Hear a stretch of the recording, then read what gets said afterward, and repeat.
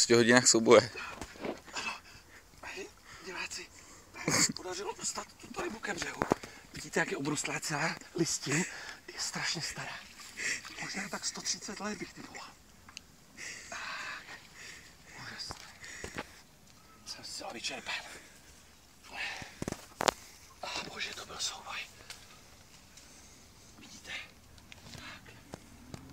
Tato ryba je velice vzácná. Údajně se na této přehradě nachází kolem 150 až 200 kusů. Tento jedinec je velice starý. Dal bych ho tak na 115 let. Vidíte? Takhle potom obrostou. Oni totiž hlavně požírají listí z dubů a proto potom na nich ty lupeny i vyrostou.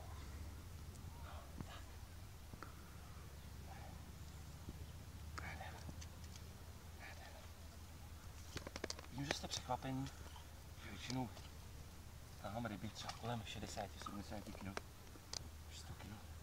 Tento jedinec má možná tak kilo, ale je to speedy kapr. Poznáte ho podle řítní řítě to, nebo no, to je on. Kuk! Tak. Musím zabrat, kamaráde.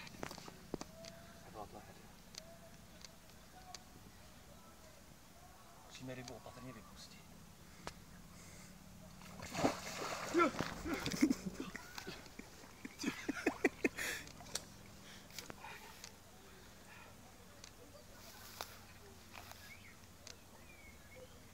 Udělal si statečně, kamarád.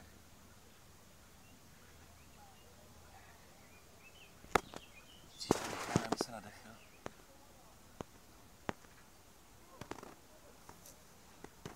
Opatrně vypustím.